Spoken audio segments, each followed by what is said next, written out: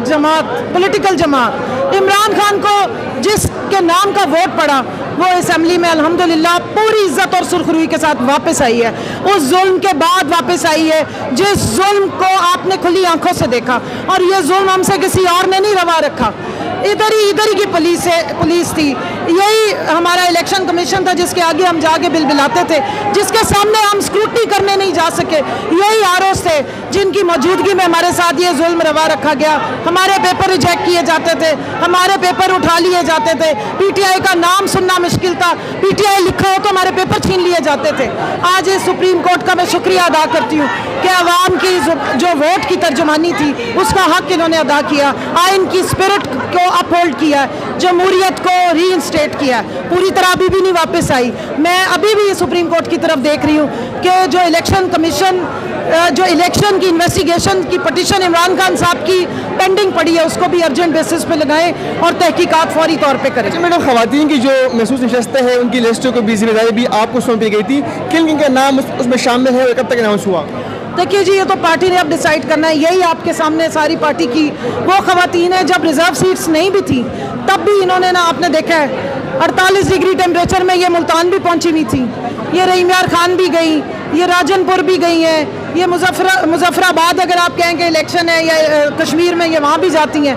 तो ये पाकिस्तान तहरीक इंसाफ और पाकिस्तान के नज़रिए के साथ खड़े होने वाली कारकुनान है, और इमरान खान वाहिद वो लीडर है और पीटीआई वाहिद जमात है जिसने मौरूसियत के ऊपर एक्चुअल में डेमोक्रेसी को इस्टेब्लिश करके दिखाया है, अपने वर्कर्स को, अपने नुमाइंदों को आगे लेकर आए हैं। यहाँ पर कोई अद्दी तालपुर नहीं है, यहाँ पर मरियम बीबी जैसी कोई बीबी नहीं बैठी हुई है। खान साहब की तो माशाल्लाह 4 बहनें हैं, उनकी बीवी पे इतनी बातें हुई, आज तक वो किसी मामलात में कोई तंजीमी जो ओहदे होते हैं ना वो रखती हैं, ना किसी असम्बली का हिस्सा है, ना किसी रिजर्व सीट का वो हिस्सा है। सो यही वर्कर्स होंगी, यही पार्टी के मेंबरान है, यही ओहदेदारान है जिनको सीटें मिलेंगी और ये आएंगी। बहुत शुक्रिया कि वो हमारे साथ मौजूद थी। उनका ये कहना था कि इन ख़वातीन ने पाकिस्तान तहरीक इंसाफ के लिए कुर्बानियाँ दी और मुख्तलिफ केसेस के मौका पर ही मुख्तलिफ कोर्ट से पेश हुई, और जो रिजर्व सीटें हैं वो इन्हीं ख़वातीन को मिलेंगी। जी, अब पाकिस्तान तहरीक इंसाफ के रहनुमा फैसल जावेद खान साहब हमारे साथ मौजूद है, उनसे बात करेंगे। फैसल भाई, आज के इस फैसले के हवाले से क्या कहेंगे? हम देख रहे थे कि हर समात पर आप यहाँ पर मौजूद रहे, क्या कमेंट्स करेंगे? जी हाँ,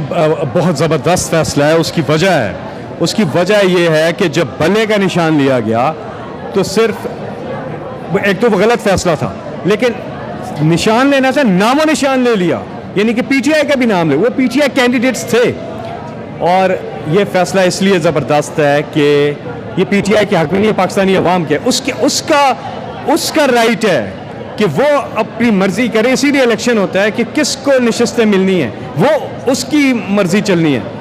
तो ये पाकिस्तानी अवाम के हक़ में फ़ैसला आया है, उनके वोटर के हक़ में फ़ैसला आया है। इससे जो है हमारे मुल्क में जमहूरियत मजबूत होगी। अगर खुदा न खासा इसके बरक्स फैसला आ जाता फिर तो इलेक्शन की ज़रूरत ही नहीं थी, फिर तो इसी तरह होता, फॉर्म 47 हो गया, रिजर्व सीट्स हो गई, इसी तरह होती।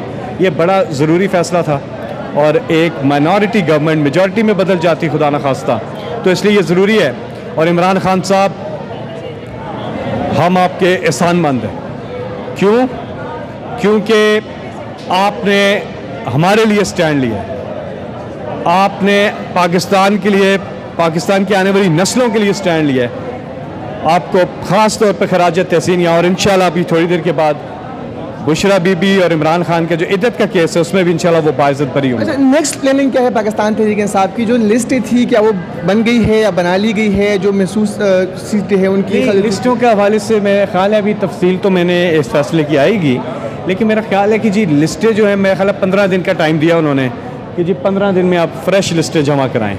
मुझे लगता है ये फैसले में है, तो वो जो भी है टेक्निकल चीज़ देखा जाएगा। लिस्टें हमारी तैयार हैं इंशाल्लाह, और वो हमारी जो पार्लिमानी बोर्ड है इमरान खान साहब ने जो बनाया है वो इस हवाले से अपना फैसला करेगा। इस पर पहले ही पाकिस्तान तहरीक इंसाफ और इम्बानी चेयरमैन ने जो है अदम एतमाद का इजहार किया था, सुप्रीम कोर्ट से शिकवे शिकायतें भी आप लोग कर रहे थे। आज के फैसले के बाद क्या कहेंगे? एक पिटीशन है इमरान खान की 8 फरवरी के इलेक्शन की। 8 फरवरी के इलेक्शन में जो मैंडेट पे डाका पड़ा है वो पिटीशन समाअत के लिए मुकर्रर अभी तक नहीं हुई। ये कंसर्निंग बात है।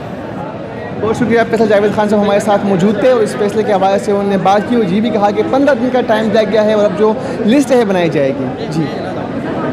دیکھیں جی، فیصلہ تو یہ آنا ہی آنا تھا، کیونکہ جو حالات بنے ہوئے تھے نا، اور جس طریقے سے انہوں نے پہلے یہ جو فارم 47 والے ہیں ان کو حکومت دی، اور اس کے بعد وہ یہ سمجھتے رہے کہ شاید خاموش ہو کے ہم لوگ بیٹھ جائیں گے. تو محنت ہے جی ہماری وومن ونگ کی پریزیڈنٹ جو پٹیشنر تھی، جنہوں نے یہ پٹیشن ڈالی، اور اللہ کا شکر الحمدللہ ہم بہت خوش ہیں کہ فیصلہ ہمارے حق میں آیا. اور سب سے زیادہ خوشی اس بات کی ہے کہ اس فیصلے کی وجہ سے ہمارا خان باہر آئے گا انشاءاللہ. پاکستان کے تحریک انصاف کے جو ورکرز تھے وہ سپریم کورٹ پر تنقید کر رہے ہوتے ہیں، لیکن آج کے فیصلے کے بعد کیا کہیں گے آپ؟ دیکھیں جی، فیصلہ تو میرے خیال میں 5-8 کا ہے، تو جو مخالف ہے وہ تو آپ کو پتہ ہی ہے، میرا نام لینے کی ضرورت نہیں ہے. لیکن میرا خیال یہ ہے کہ جو موسٹلی جوڈیشری ہے اس نے اب جو ملک میں جو ہو رہا ہے، جو بے قاعدگیاں غیر قانونیاں ہو رہی ہیں، اس پہ سٹینڈ لے لیا ہوا ہے. اور اللہ سے بہت امید ہے آج عدت کیس کا بھی فیصلہ آنا ہے، تو اس کا بھی فیصلہ حق میں آئے گا، اور یہاں سے تو اللہ تعالیٰ نے خوشخبری سنا دے. آپ کو بہت بہت مبارک ہو.